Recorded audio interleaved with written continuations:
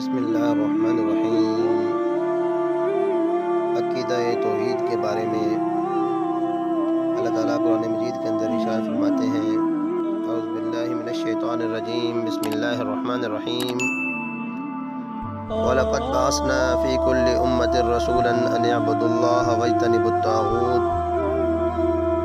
اور البتہ تحقیق ہم نے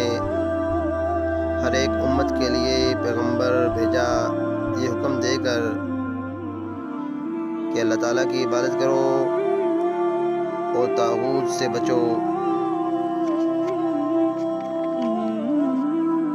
اور یہ اس لیے کہ اللہ تعالیٰ کی مخلوق کو صرف یہ حق حاصل ہے کہ وہ اللہ ہی کی عبادت کریں، جس کے بارے میں اللہ تعالیٰ قرآن مجید کے اندر دوسرے مقام پر ارشاد فرماتے ہیں، وَمَا خَلَقْتُ الْجِنَّ وَالْإِنسَ إِلَّا لِيَعْبُدُونَ، میں نے جنوں اور انسانوں کو اسی لیے پیدا کیا ہے کہ وہ میری عبادت کریں۔ عبادت اللہ تعالیٰ کا اپنے بندوں پر حق ہے، جیسا کہ نبی صلی اللہ علیہ وسلم نے حضرت معاذ بن جبل رضی اللہ عنہ سے پوچھا کہ کیا تمہیں معلوم ہے کہ اللہ کا بندوں کے اوپر کیا حق ہے اور بندوں کا اللہ کے اوپر کیا حق ہے؟ تو معاذ بن جبل رضی اللہ عنہ رسول اللہ صلی اللہ علیہ وسلم سے یہ کہنے لگے کہ اللہ کے رسول آپ ہی بتا دیجئے۔ پھر آپ صلی اللہ علیہ وسلم نے فرمایا، اللہ تعالیٰ کا بندوں کے اوپر یہ حق ہے کہ اس کے بندے اسی کی عبادت کریں اور اس کے ساتھ کسی کو شریک نہ ٹھہرائیں، اور بندوں کا اللہ کے اوپر حق یہ ہے کہ جو اس کے ساتھ کسی اور کو شریک نہ ٹھہرائیں تو اللہ انہیں عذاب سے بچا لے اور جنت کا حقدار بنا دے۔ یہ حق تمام حقوق سے پہلے ہے اور کوئی بھی حق اس حق سے بڑھ کر نہیں ہے۔ اسی حق کے بارے میں اللہ تعالیٰ قرآن مجید کے اندر ایک اور مقام پر ارشاد فرماتے ہیں، وَقَضَىٰ رَبُّكَ أَلَّا تَعْبُدُوا إِلَّا إِيَّاهُ وَبِالْوَالِدَيْنِ إِحْسَانًا، اور تمہارے پروردگار نے یہ حکم دیا ہے کہ اس کے سوا کسی کی عبادت نہ کرو اور اپنے ماں باپ کے ساتھ اچھا سلوک کرو، اور یہ بھی فرمایا، قُلْ تَعَالَوْا أَتْلُ مَا حَرَّمَ رَبُّكُمْ عَلَيْكُمْ أَلَّا تُشْرِكُوا بِهِ شَيْئًا وَبِالْوَالِدَيْنِ إِحْسَانًا، کہ کہہ دیجئے کہ آؤ میں تمہیں پڑھ کر سناؤں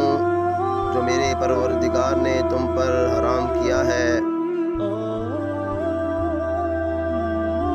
تم کسی چیز کو اللہ کا شریک نہ ٹھہراؤ اور ماں باپ کے ساتھ اچھا سلوک کرو، کیونکہ یہ تمام حق حقوق العباد سے افضل ہے کہ اللہ کا حق اللہ کو دیا جائے اور اللہ کے ساتھ کسی کو شریک نہ ٹھہرایا جائے۔ جس طریقے سے ہم ہر نمازی نماز کے اندر اس فرض کا اعادہ کرتا ہے اور اپنی زبان سے علی الاعلان یہ کہتا ہے، ایاک نعبد و ایاک نستعین، کہ اے اللہ ہم تیری ہی عبادت کرتے ہیں اور تجھ ہی سے مدد چاہتے ہیں۔ اس عظیم حق کو توحید یا توحید الوہیت کہا جا سکتا ہے، اور یہی وہ سب سے بڑا حق ہے جو بندوں پر اللہ کا حق ہے، اور بندوں کو چاہیے کہ اس کے اندر کسی قسم کی ملاوٹ نہ کریں۔ اللہ تعالیٰ قرآن مجید کے اندر ارشاد فرماتے ہیں، كان الناس أمة واحدة فبعث الله النبيين مبشرين ومنذرين وأنزل معهم الكتاب بالحق ليحكم بين الناس فيما اختلفوا فيه، کہ لوگ ایک ہی امت تھے، بس اللہ نے پیغمبروں کو بھیجا کہ جائیے اور میرے بندوں کو خوشخبری سنائیے اور ڈرائیے، اور ان کے ساتھ ایک ایسی کتاب بھیجی جو حق کے ساتھ تھی، اور وہ لوگوں کے درمیان ان کی باتوں میں فیصلہ کریں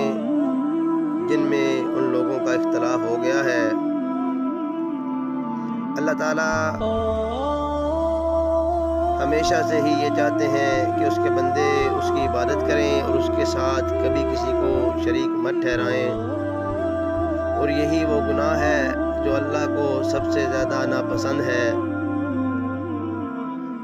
اور یہی وہ گناہ ہے جس کے بارے میں اللہ تعالیٰ فرماتے ہیں کہ اس گناہ کو کرنے والا کبھی جنت کے اندر داخل نہ ہوگا۔ جس طریقے سے کفار مکہ نے اپنے الہ بنا لیے تھے، اللہ تعالیٰ فرماتے ہیں کہ تم ان سے بچ کے رہنا۔ قرآن مجید کے اندر ارشاد موجود ہے، وَقَالُوا لَا تَذَرُنَّ آلِهَتَكُمْ وَلَا تَذَرُنَّ وَدًّا وَلَا سُوَاعًا وَلَا يَغُوثَ وَيَعُوقَ وَنَسْرًا، اور انہوں نے کہا ہرگز نہ چھوڑو اپنے معبودوں کو، اور نہ چھوڑو ان کو، سوا کو، یغوث کو، یعوق کو اور نصر کو۔ یعنی امام بخاری رحمۃ اللہ علیہ حضرت ابن عباس رضی اللہ عنہما سے اپنی کتاب صحیح میں یہ نقل فرماتے ہیں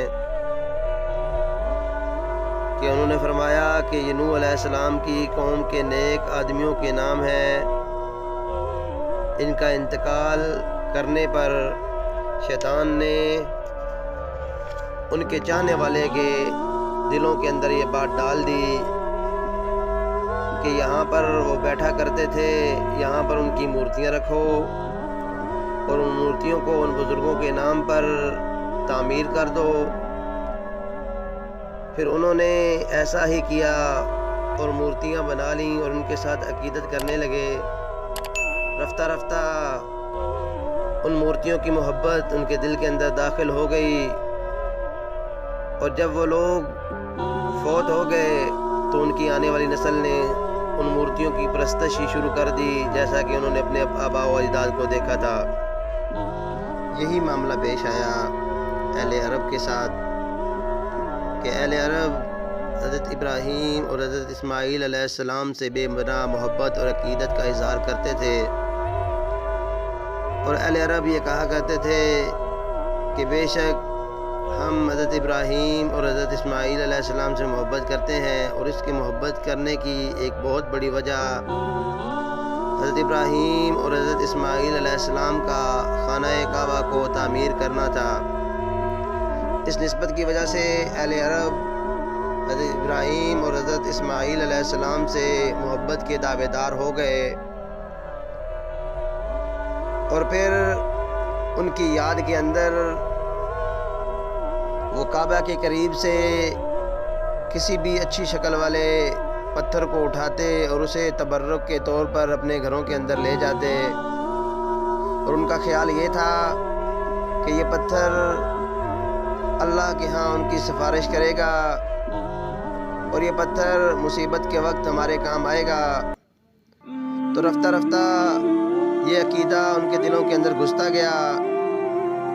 اور ان کا خیال یہ تھا کہ یہ وہ پتھر ہیں جو حضرت ابراہیم اور اسماعیل علیہ السلام نے جب کعبہ تعمیر کیا تو ان سے گرے ہوں گے۔ انہیں کوئی بھی اسی حیت کا یا کوئی عجیب شکل کا پتھر ملتا تو اسے اٹھا کر لے جاتے۔ بات یہیں پر نہیں رکی، بلکہ ایک مقام ایسا آیا